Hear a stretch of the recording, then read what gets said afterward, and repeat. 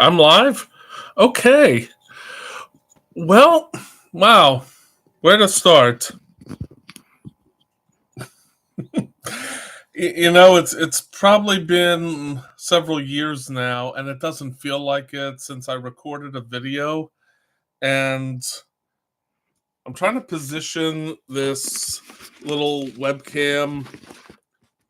Okay, is that better? Well, yeah, yay, yeah. Well, so to recap, the last few years, as I was working full time at Pharmacia, where I'm still at 6 days a week, and planning my eventual exit.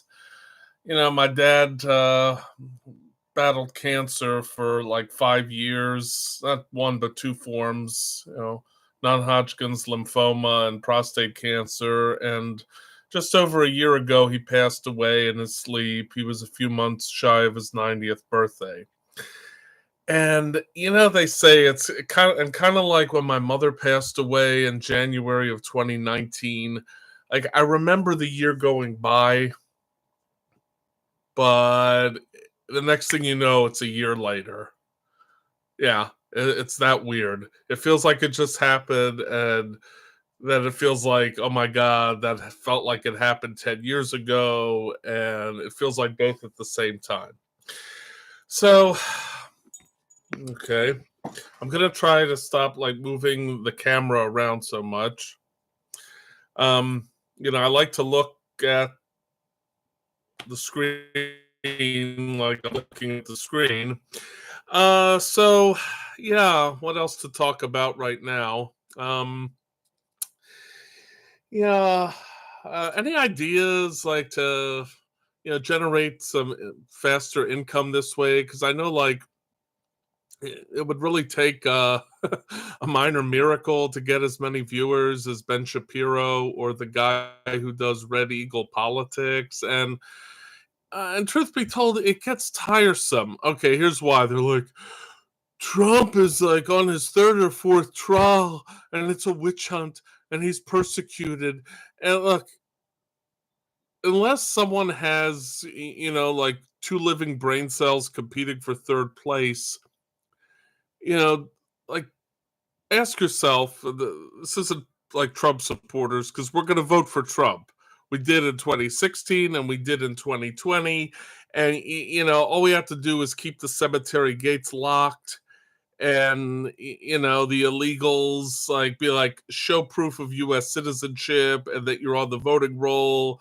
And, we'll talk. But until then, you know, the end. You're not going to vote in a U.S. election unless you're a U.S. citizen, and you know, and it's something I mentioned that because 10 months after my father passed away, the state of Maryland, the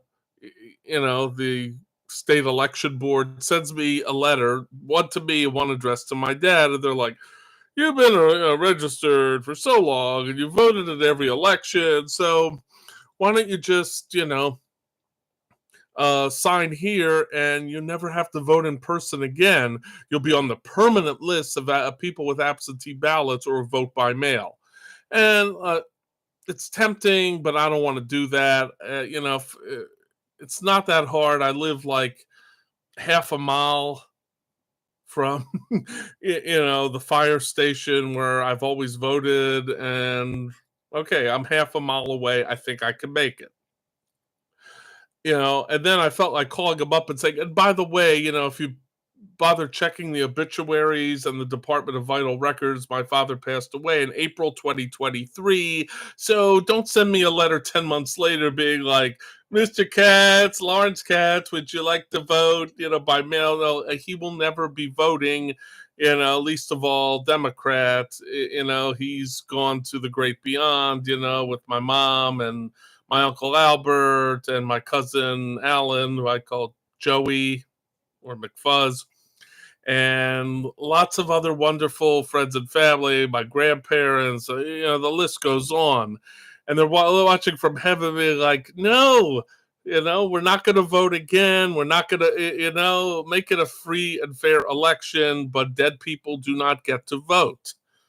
Oh my God. Like the fact that anyone has to say that is sad. Okay. So next topic. My research. So yeah, in the months since I finally have gotten all the equipment, it took like so long to get an incubator with a carbon dioxide tank, with a cell line that finally is growing, and now I have to get like a microscope, in place where I could actually see stuff. Instead of just saying, well, are the cells alive and attached to the bottom of the flask? Or are they floating and dead? And, it looks neat. And I'm also going to get this three-dimensional Alvatex and, kind of grow what amounts to cross sections of brain using this rat glioblastoma cell line. And then we could test drugs. We could do whatever. On them, see what achieves some degree of neuroprotection, and whether as a standalone agent or as a combination. Then I check these others, Sigma Aldrich or Sigma Millipore, whatever the heck they're called now, and I'm like, how much for Joro spider toxin? And they're like, 5 milligrams, $34,000. And I'm like, okay, are you out of your minds? Are you insane? No. 5 milligrams, that's what? Even you could like flash freeze 500 of these Joro spiders, yank out their venom glands, use thin layer chromatography, isolate Joro spider toxin fraction 3, JSTX3, and I'm sure you could do that for, well, maybe 10,000, but God's sake, 34,000 for 5 milligrams of this stuff. No. So that might only amount to one human, if they use 5 micrograms in a rat, and the rat's like 100 grams, and I scaled it up, by like 1,000. So like 100 kilogram human, let's say 100 grams times 10 is 1 kilogram times 10 is 10 times 10, 100 kilograms. So like a 220 some pound male, which, I used to be until like third year of medical school, and it's all uphill from there. So that amounts to like 5 milligrams per dose. We got to test this in humans. It's too good to pass up. We also have an analog with 1/10 the potency of Joro spider toxin called naphthyl acetylspermine, NASPM.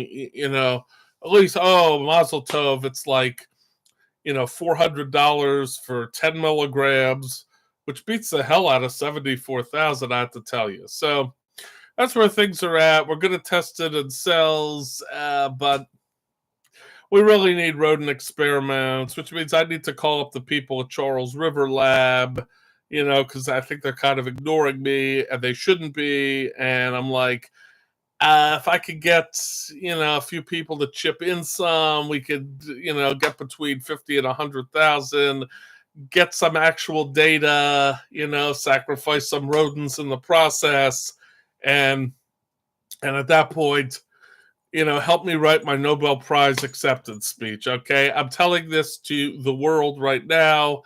Between Joro spider toxin and a few other drugs, we're going to be able to save so many people having a stroke, okay? Okay, well, I'm just throwing it out there. I look like I'm looking at the ceiling, and, maybe this is better. I have to hold this damn webcam like the whole time, and anyway.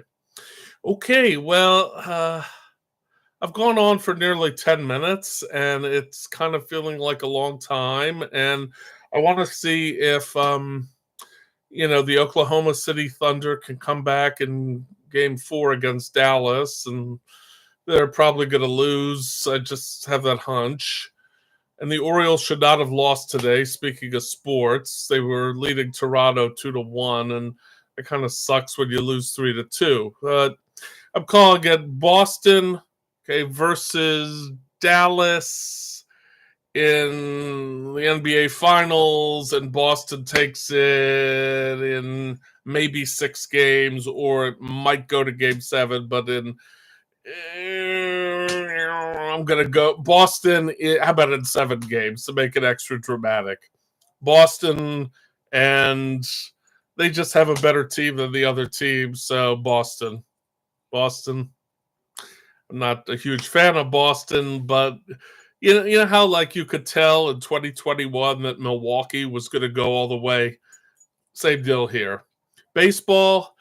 If the Orioles would just go on a streak like Detroit did in 1984 and win like the next 30 of the next 35 games, they will go to the World Series because it is ordained in accordance with the prophecy and all that jazz. So okay, I'm gonna sign off for tonight and take it easy. Next time I'm on, I will have my friend Sal. He's supposed to come over and hang some more artwork up here. You can see some over there. He did that, and he's really good at stuff. So okay. Here endeth the video for May the 13th, 2024. And have a good night.